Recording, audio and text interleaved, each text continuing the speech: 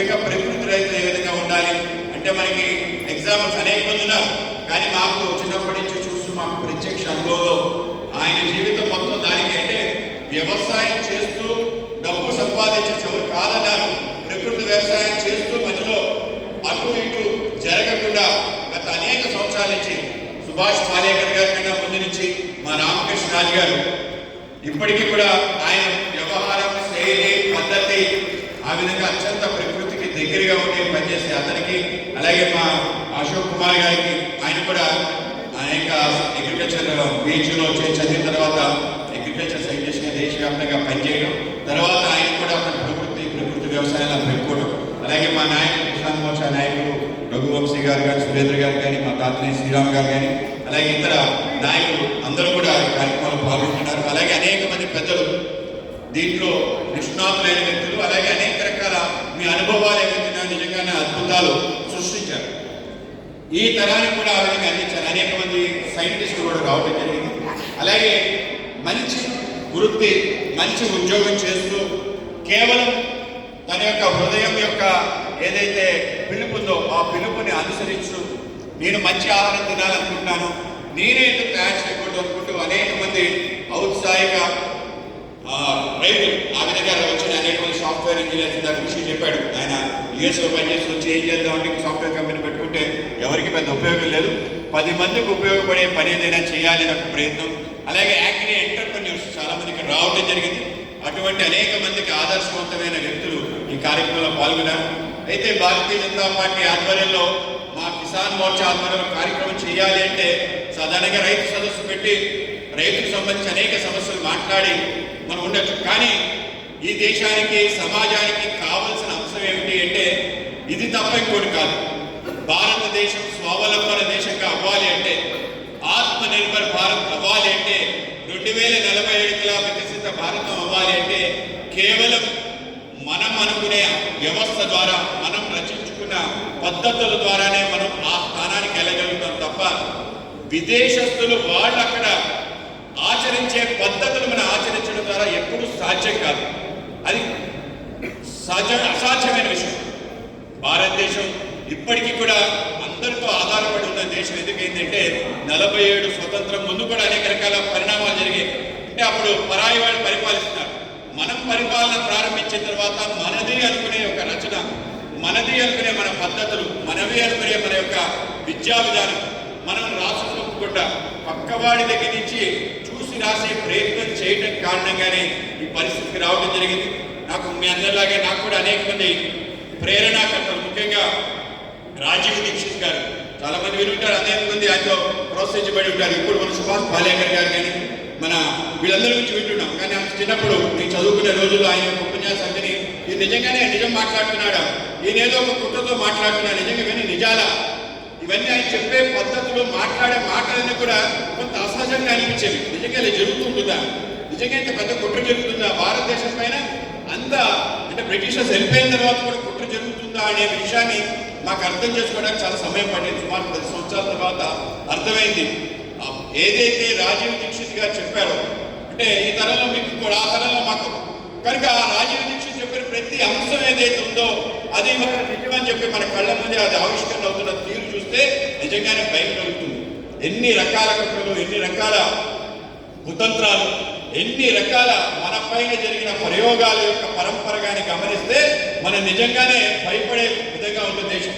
ఈ దేశంలో ఏ విధంగా విషయాన్ని చూపించే ప్రయత్నం చేశారో ఆ విధంగా అనేక రకాల రంగాల్లో తీసుకొచ్చారు. అతి ముఖ్యం భారతదేశం యొక్క వెన్నుముక వ్యవసాయం, దాన్ని పూర్తి స్థాయిలో వంచే విధంగా, దాన్ని పూర్తిగా నాశనం చేసే విధంగా అనేక రకాల పద్ధతులు రావటం, మన యొక్క ప్రకృతి సంబంధించిన అనేక అంశాలని ధ్వంసం చేయడం, నీటి దగ్గర నుంచి మొదలై భూమిని వరకు మన వంగడాలకు సంబంధించిన పద్ధతులు, అలాగే దాంట్లో మనం ఈ పద్ధతులు ఏవైతే వ్యవసాయ పద్ధతులు చివరికి మనం దాన్ని విక్రయించే పద్ధతి కూడా వాళ్ళ నియంత్రణలో పెట్టుకునే విధంగా ఒక సామ్రాజ్యవాద ఆలోచనతో ఇక ప్రారంభమై సుమారు స్వతంత్రం వచ్చిన తొలినాళ్ళ నుంచే ప్రారంభమైందనే విషయం మనం తప్పనిసరిగా గమనించాలి.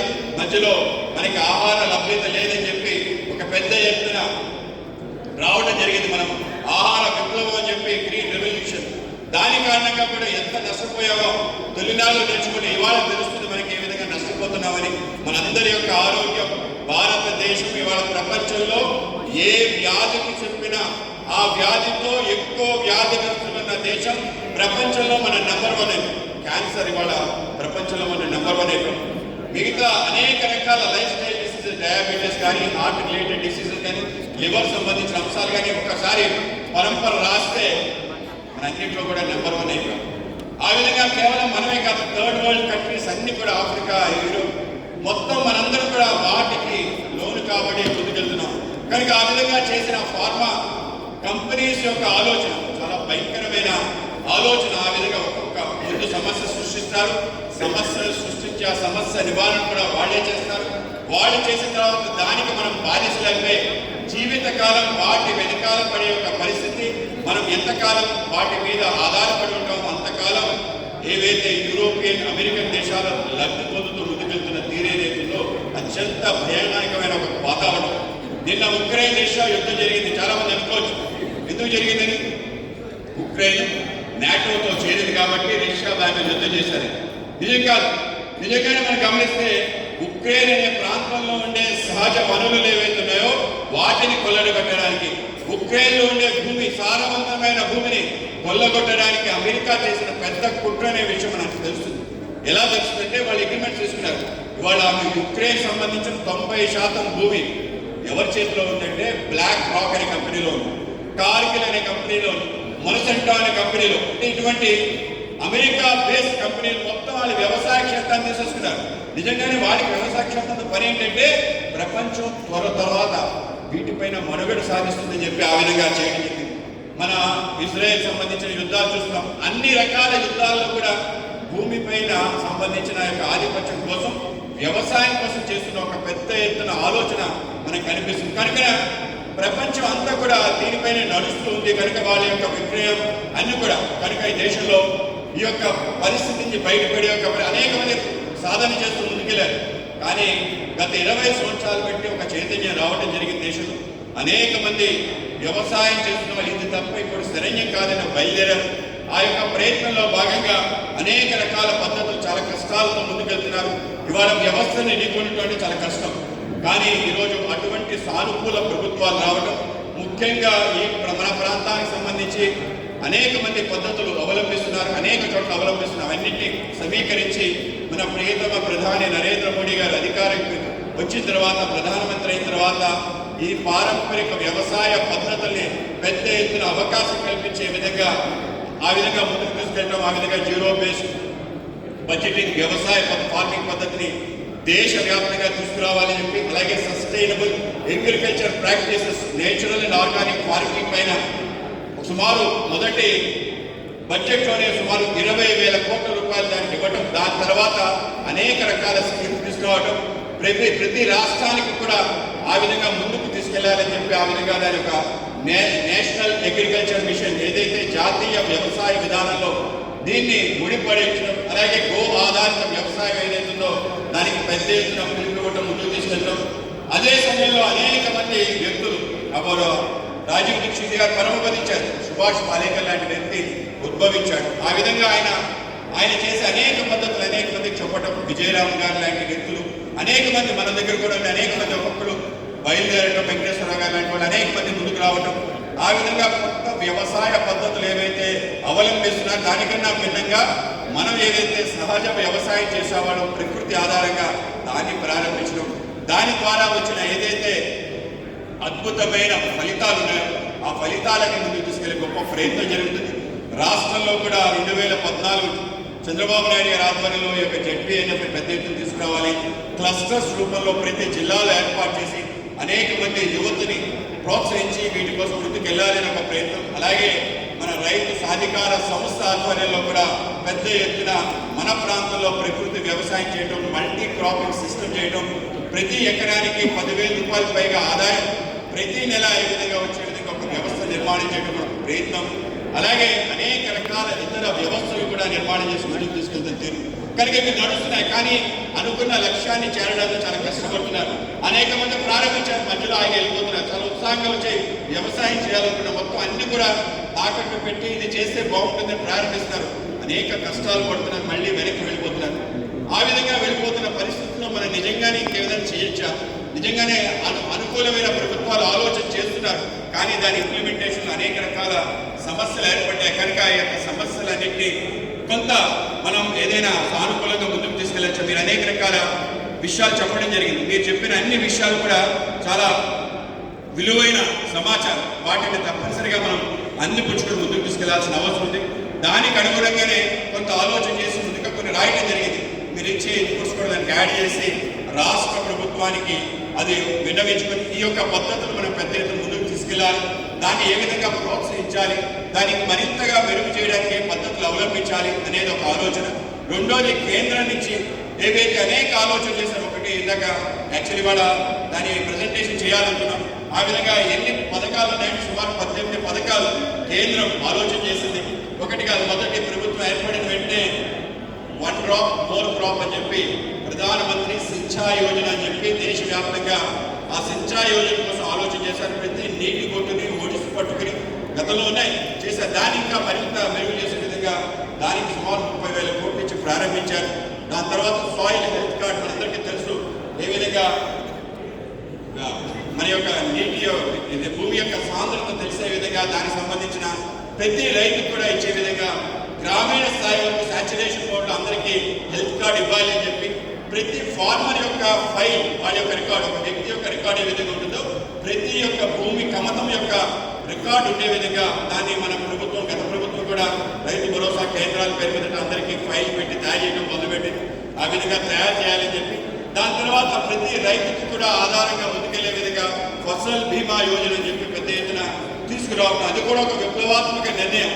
ఆ విధంగా పెద్ద ఎత్తున తీసుకొచ్చే రుణమాఫీ అనేది తాత్కాలిక వెసులుబాటు, ఓట్లు సంపాదించుకునే అవకాశం తప్ప పెద్ద సొల్యూషన్ కాదు. కానీ బీమా సదుపాయం ఏ విధంగా కల్పించాలి అని చెప్పి కేవలం కమ్మకముకే కాకుండా ఏదైతే వాళ్ళ యొక్క మెరక ఉందో మెరక, అలాగే పనిముట్లు, అలాగే దానికి సంబంధించి ఆధారిత మిగతా వస్తువులపైన కూడా ఫసల్ బీమా యోజన ఏ విధంగా తీసుకెళ్లారు, దాన్ని ముందుకు తీసుకెళ్తున్న పద్ధతి, అలాగే ప్రకృతి విపత్తుల సమయంలో ఏ విధంగా దాన్ని దాటి ముందుకెళ్లాలని, అలాగే అతి ముఖ్యమైన నిర్ణయం, దేశంలో అనేక నిర్ణయాలతో పాటు ఈ యొక్క మినిమం సపోర్ట్ ప్రైస్ ఎంఎస్పీ ఏదైతే ఉందో అనేక రకాల వాటిని ఇవ్వటం, వాటిని ఎంత పెంచారంటే 300% కూడా పెంచిన వ్యవసాయ ఉత్పత్తులను ఆ విధంగా పెంచే ఒక సిస్టమ్, ఆ విధంగా నిరంతరం చేసే విధంగా ఒక వ్యవస్థ నిర్మాణం చేయడం, అలాగే మన దేశానికి సంబంధించిన బ్యాంబూ లాంటిది, హనీ బీ లాంటిది, అలాగే అనేక రకాల నార్త్ ఈస్టర్న్ స్టేట్స్, అలాగే హిల్లీ ఏరియాలో సహజంగానే నేచురల్ ఫార్మింగ్ చేస్తాం. వాటన్నింటినీ క్లస్టర్స్ రూపంలో చేసే విధంగా